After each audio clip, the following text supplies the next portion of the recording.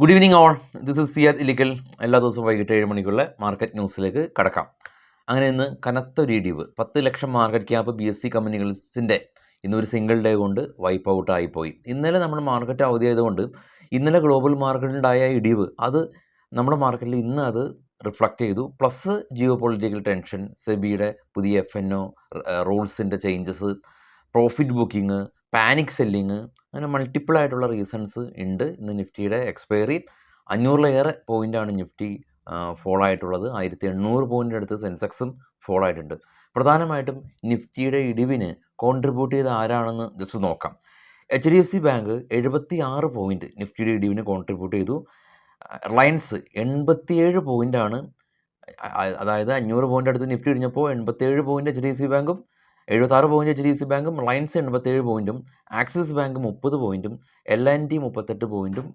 കൂടാതെ index heavy weight ആയിട്ടുള്ള 10 സ്റ്റോക്കാണ് ഇന്ന് അതിശക്തമായ രീതിയിൽ നിഫ്റ്റിയിൽ വലിയ തോതിൽ ഒരു ഫോൾ ഉണ്ടാക്കിയത്. നിഫ്റ്റിയുടെ ചാർട്ട് നമുക്കൊന്ന് പരിശോധിക്കാം.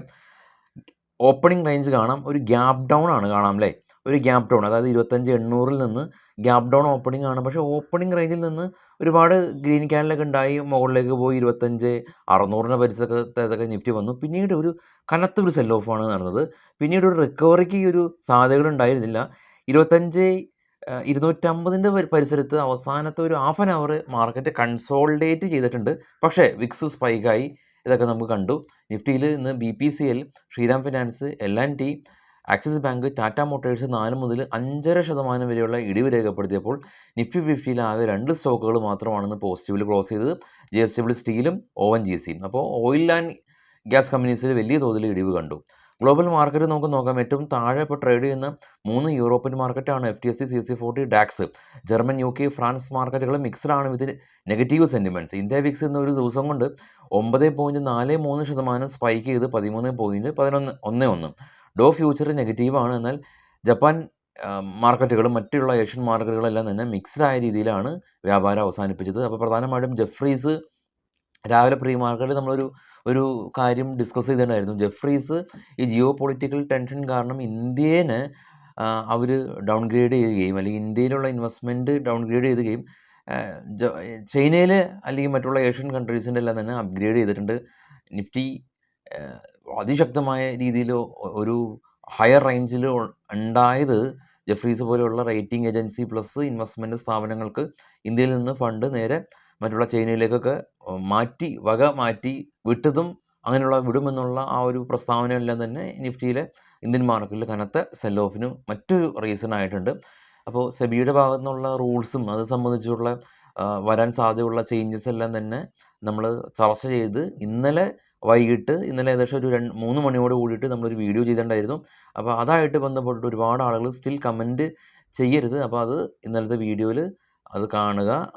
അതിനെ സംബന്ധിച്ചുള്ള കാര്യങ്ങൾ ഇന്നലെ അവിടെ നമ്മൾ കൃത്യമായിട്ട് തന്നെ അപ്ഡേറ്റ് ചെയ്തിട്ടുണ്ട്. ഇനി നമുക്ക് നാളെ ഉള്ളത് സെൻസെക്സിൻ്റെ എക്സ്പയറി ആണ്. സെൻസെക്സിൻ്റെയും ഓപ്പൺ ഇൻട്രസ്റ്റ് എല്ലാം തന്നെ നോക്കാൻ സാധിക്കും. നമുക്ക് നോക്കാം.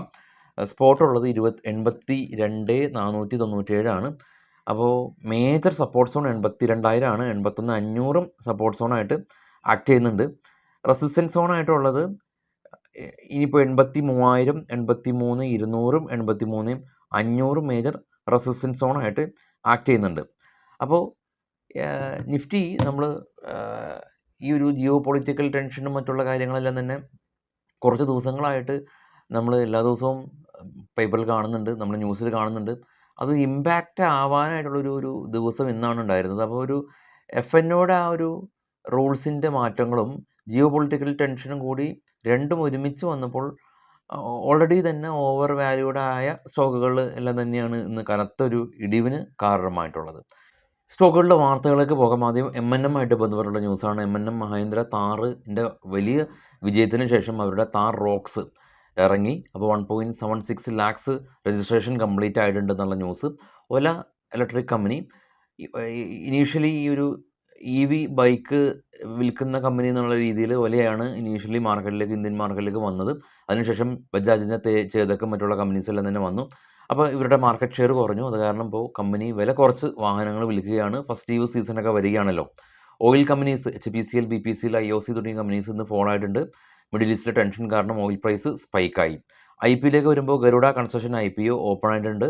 ഭാരത് ഫോർജ് ഇവരുടെ ക്ലാസ് 8 ട്രക്ക് ഓർഡർ നോർത്ത് അമേരിക്കയിൽ നിന്ന് 10 മന്ത് ഹൈയിലാണ് ഇപ്പോൾ ഉള്ളത്. ടെക്കമിനെ സംബന്ധിച്ചുള്ള ന്യൂസ്, ഇവർ ഷെയർ ബൈബാക്ക് ഡിവിഡൻഡ് പ്രഖ്യാപനം നടത്തുന്നുണ്ട്. അപ്പോൾ പെർ ഷെയറിന് ഏകദേശം ഒരു 300 രൂപ നിരക്കിൽ അപ്പോൾ നിലവിലുള്ള ഇൻവെസ്റ്റേഴ്സിന് ഗുണം ഡിവിഡൻറ്റും ഈ ഒരു ഷെയർ ബൈബാക്കും എന്നുള്ള രീതിയിൽ കിട്ടുമെന്നുള്ളതാണ് അറിയിപ്പ്. KPI ഗ്രീൻ കമ്പനി 5 മെഗാവാട്ട് കപ്പാസിറ്റിയുള്ള പുതിയ സോളാർ പവർ പ്രൊജക്റ്റിൻ്റെ ഓർഡർ ഇവർക്ക് ലഭിച്ചു. നോളജ് മറൈൻ കമ്പനി 17 കോടി രൂപയുടെ ഒരു ഓർഡർ ലഭിച്ചു. Adani green energy company 61 megawatt കപ്പാസിറ്റിയുള്ള പുതിയ ഗ്രീൻ പവർ സംബന്ധിച്ചുള്ളൊരു പുതിയ ബിസിനസ് ഇവർ സൈൻ ചെയ്തിട്ടുണ്ട്. വിപുൽ ഓർഗാനിക് കമ്പനി ഇവരുടെ മഹാരാഷ്ട്രയിലുള്ള ഈ ഒരു ഇവരുടെ നിലവിലുള്ള പ്ലാന്റിൻ്റെ കപ്പാസിറ്റി 3 മടങ്ങ് വർദ്ധിപ്പിക്കാനായിട്ട് കമ്പനി തീരുമാനിച്ചിട്ടുണ്ട്. രാമ സ്റ്റീൽ ട്യൂബ് കമ്പനി ഇവരുടെ ഒരു പുതിയൊരു ബിസിനസ് ചെയ്യാനായിട്ട് ഇവരുടെ ഒരു ജോയിൻറ്റ് വെഞ്ചർ കമ്പനി ഇവർ ഫോം ചെയ്തു. ശില്പ മെഡിക്കെയർ കമ്പനി ഇവരുടെ ഒരു പുതിയ മെഡിസിന് US-ലെ യൂറോപ്യൻ ഡ്രഗ് കൺട്രോൾ അതോറിറ്റിയുടെ അംഗീകാരം ലഭിച്ചു. KNR കൺസ്ട്രക്ഷൻ കമ്പനി ഇവർക്ക് 318 കോടി രൂപയുടെ ഒരു ഓർഡർ നാഷണൽ ഹൈവേ അതോറിറ്റിയുടെ ഭാഗത്തു നിന്ന് ലഭിച്ചു. അശോക് ലെയ്ലാൻഡ് കമ്പനി ഇവരുടെ നോവൽ ഡ്രൈവ് മോട്ടോഴ്സ് എല്ലാം തന്നെ കൊമേഴ്ഷ്യൽ വെഹിക്കിൾസ് എല്ലാം തന്നെ ഇവർ ബിൽഡ് ചെയ്യാനായിട്ട് നൈടെക് എന്ന് പറഞ്ഞൊരു കമ്പനിയായിട്ട് ഇവർ സൈൻ അപ്പ് ചെയ്തിട്ടുണ്ട്. ജയകുമാർ ഇൻഫ്ര കമ്പനി 1848 കോടി രൂപയുടെ ഓർഡർ ലഭിച്ചു. BPCL കമ്പനിയെ സംബന്ധിച്ചുള്ള ന്യൂസ് ഉള്ളത് മുംബൈ പോർട്ടായിട്ട് ഇവർ പുതിയൊരു ഗ്രീൻ ഫ്യൂൽ എക്കോസിസ്റ്റം ബിസിനസ് ചെയ്യാനായിട്ട് ഇരു കമ്പനികളും ധാരണയായിട്ടുണ്ട്. ഭാരത് ഡൈനാമിക് കമ്പനി ഇവർ സിമൻറ്റ് പ്രൈസുകളെല്ലാം തന്നെ ഹൈക്ക് ചെയ്യുന്നുണ്ട്. ഇവരുടെ തമിഴ്നാടും ആന്ധ്രാപ്രദേശിലുള്ള സിമൻറ്റ് കമ്പനീസിനെല്ലാം തന്നെ വില വർദ്ധിപ്പിക്കുന്നു എന്നുള്ള ന്യൂസ് ഉണ്ട്. സിമൻറ്റ് കമ്പനികളെല്ലാം തന്നെ വില വർദ്ധിപ്പിക്കുന്ന ന്യൂസ് കഴിഞ്ഞ ദിവസങ്ങളിലൊക്കെ ആയിട്ട് നമ്മൾ കണ്ടിരുന്നു. അപ്പോൾ ഇനിയിപ്പോൾ പെട്ടെന്നൊരു അൺഎക്സ്പെക്റ്റഡ് ആയിട്ടുള്ളൊരു ഫോളാണ് ഉണ്ടായത്. മാർക്കറ്റ് നല്ലൊരു ഹയർ റേഞ്ചിലുണ്ടായിരുന്നായിരുന്നു. 26,300 പോയ മാർക്കറ്റിനെ സംബന്ധിച്ച് ഇനി 25 ഒരു മേജർ റെസിസ്റ്റൻസ് സോണൊക്കെ ആയിട്ട് ആക്ട് ചെയ്യും. അപ്പോൾ മാർക്കറ്റ് ഈ രീതിയിലൊക്കെ തന്നെയാണ് എപ്പോഴും റിയാക്ട് ചെയ്യപ്പെടുന്നത്. അപ്പോൾ മാർക്കറ്റിലുള്ള ആളുകൾക്ക് ഒരു അൺഎക്സ്പെക്റ്റഡ് ആയിട്ടുള്ളൊരു ഫോൾ എന്ന് പറയാൻ സാധിക്കില്ല. കാരണം ജിയോ പൊളിറ്റിക്കൽ ടെൻഷൻ കുറേ ദിവസങ്ങളായിട്ട് അവിടെ ഇങ്ങനെ വന്നിരുന്നു. സെബിയുടെ മീറ്റിങ്ങിനെ സംബന്ധിച്ചുള്ള കാര്യങ്ങൾ എന്താണ് മീറ്റിങ്ങിൽ ഈ ഒരു FNO കറപ്സാണ്, FNO ട്രേഡ് കുറയ്ക്കാൻ തക്കവണ്ണമുള്ള തീരുമാനങ്ങളാണ് എടുക്കുന്നതും എന്നുള്ള സംബന്ധിച്ചുള്ള കാര്യങ്ങളെല്ലാം തന്നെ ഏറെക്കുറെ മുമ്പേ അനൗൺസ് ചെയ്തിട്ടുള്ള ഒരു ഈവൻ്റാണ് സെബിയുടെ ന്യൂസും സെബിയുടെ ആ ഒരു ഈവൻറ്റും. കൂടാതെ തന്നെ യുദ്ധം അത് പതിയെ അത് മൂർച്ഛിക്കുന്ന കാര്യം നമ്മൾ ഒട്ടുമിക്ക ദിവസങ്ങളെല്ലാം തന്നെ ചർച്ച ചെയ്ത് പോയിരുന്നു. പക്ഷേ ഏത് ദിവസമാണ് മാർക്കറ്റ് ഇടിയുക എന്നൊന്നും നമുക്ക് പറയാൻ സാധിക്കില്ല. അപ്പോൾ അത് മുൻകരുതൽ എടുക്കുക എന്ന് മാത്രമാണ് നമുക്ക് ചെയ്യാൻ സാധിക്കുകയുള്ളൂ. അപ്പോൾ നാളെ രാവിലെ ഏതൊക്കെ വിശദമായിട്ടുള്ള പ്രീ മാർക്കറ്റ് ന്യൂസായിട്ട് എത്താം. Thank you.